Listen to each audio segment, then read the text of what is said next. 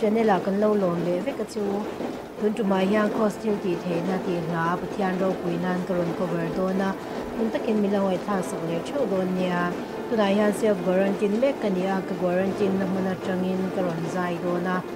mun takin milawai tha saka pathian ro puina chan nge ka be se